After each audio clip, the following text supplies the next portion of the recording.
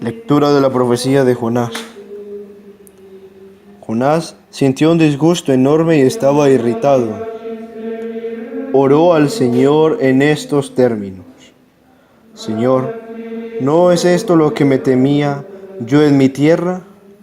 Por eso me adelanté a huir a Tarsis, porque sé que eres compasivo y misericordioso, lento a la cólera y rico en piedad, que te arrepientes de las amenazas. Ahora, Señor, quítame la vida, más vale morir que vivir. Le respondió el Señor: ¿y tienes tu derecho a irritarte? Jonás había salido de la ciudad y estaba sentado al oriente. Allí se había hecho una choza y se sentaba a la sombra, esperando el destino de la ciudad. Entonces hizo crecer el Señor un ricino, alzándose por encima de Jonás, para darle sombra y resguardarlo del ardor del sol. Jonás se alegró mucho de aquel ricino, pero el Señor envió un gusano cuando el sol salía al día siguiente, el cual dañó al ricino, que se secó. Y cuando el sol apretaba, envió el Señor un viento solano bochornoso. El sol hería la cabeza de Jonás, haciéndole desfallecer. Deseó Jonás morir y dijo: más vale morir que vivir. Respondió el Señor a Jonás: ¿crees que tienes derecho a irritarte por el ricino? Contestó él: con razón siento un disgusto mortal. Le respondió el Señor: tú te lamentas por el ricino, que ni cultivaste con tu trabajo, y que brota una noche y perece la otra. Y yo no voy a sentir la suerte de Nínive, la gran ciudad, que habitan más de 120,000 hombres, que no distinguen la derecha de la izquierda, y gran cantidad de ganado. Palabra de Dios.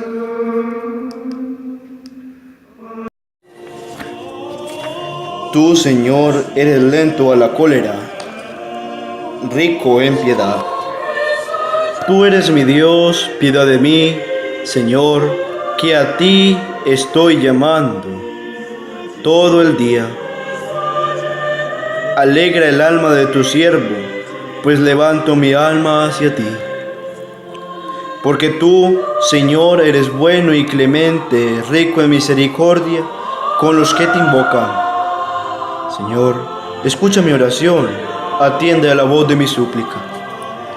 Todos los pueblos vendrán a postrarse en tu presencia. Señor, bendecirán tu nombre. Grande eres tú y haces maravillas. Tú eres el único Dios. Tú, Señor, eres lento a la cólera, rico en piedad. Del Santo Evangelio según San Lucas. Una vez que estaba Jesús orando en cierto lugar, cuando terminó, uno de sus discípulos le dijo: Señor, enséñanos a orar, como Juan enseñó a sus discípulos.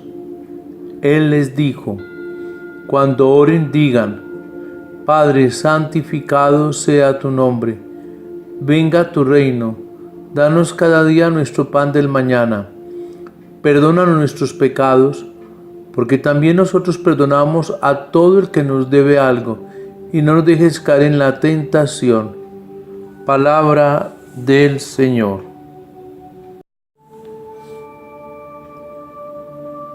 El caso de Jonás es bien simpático. Va a cumplir la voluntad de Dios en contra de su propia voluntad. Por eso he dicho en días anteriores que es un profeta mal geniado.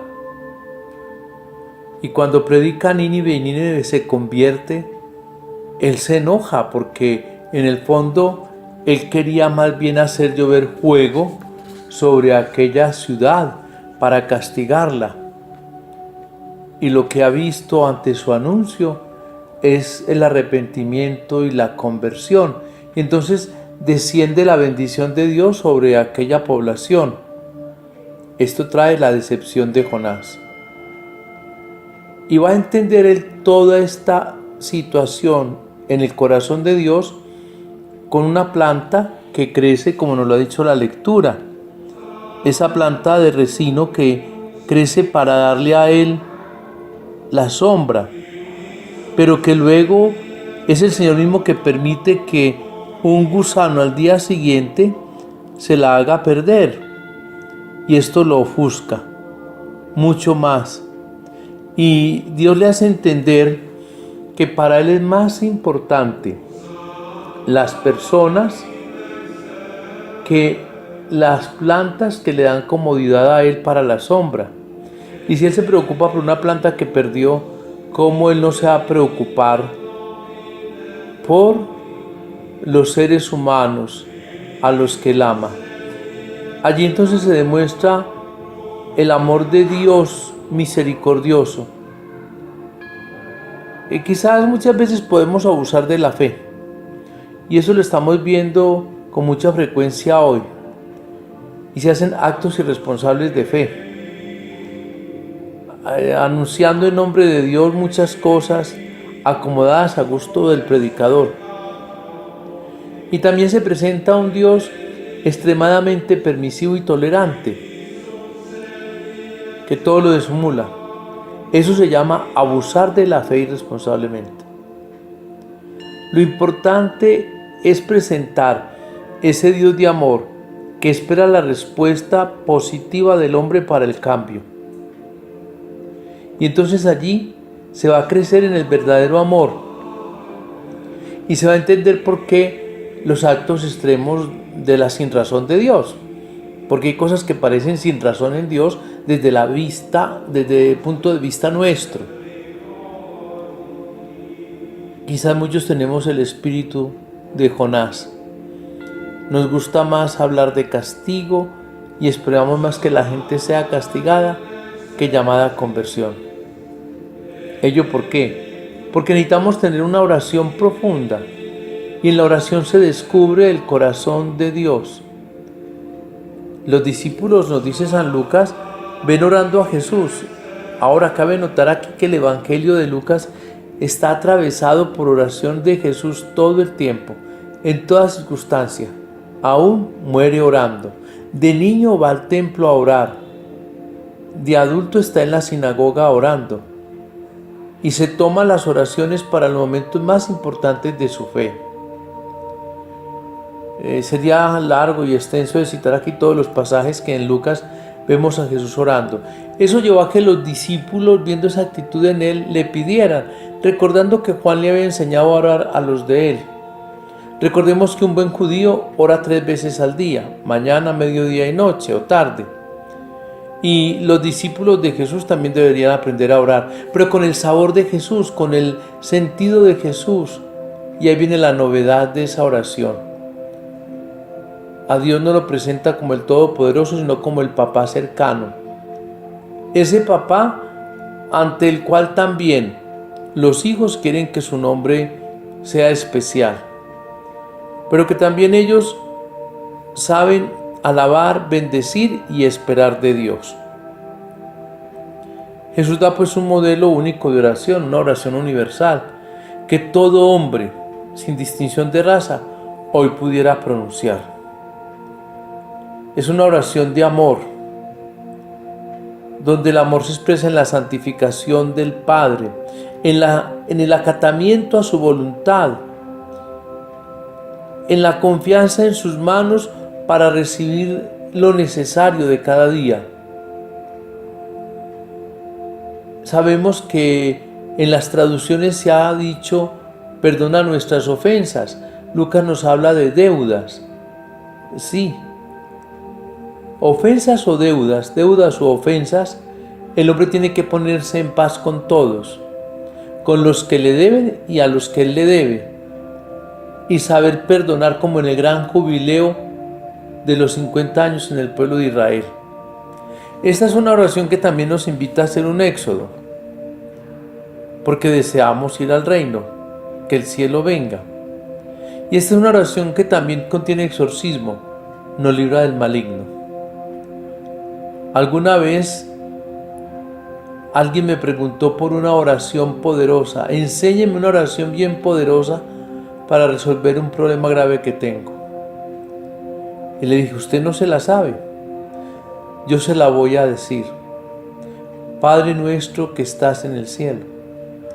Aquella persona se quedó mirándome. ¿Cómo? Sí. Esta oración contiene todas las oraciones y todo lo que nosotros en medio de la necesidad podríamos decir o en medio del gozo podemos expresar para alabar y bendecir a nuestro Creador y Padre. Necesitamos orar el Padre Nuestro saboreándolo. Que este sea hoy la tarea. Y en nuestro Padre Nuestro, llenarnos de la paz que necesitamos en el perdón para aquellos que nos ofenden. Sí, solo el que tiene un corazón perdonador puede entender lo de Jonás en cuanto a que la ciudad se convirtió. Y es lo que deberíamos esperar de todas las personas que andan en situaciones de perversión. Qué bueno es saber orar y qué bueno y qué agradable hacerlo hoy como nunca con la oración que Jesús nos enseñó. Sea alabado Jesucristo y la bendición de Dios Todopoderoso, Padre, Hijo y Espíritu Santo descienda sobre ustedes y les acompañe siempre. Feliz día en el Señor.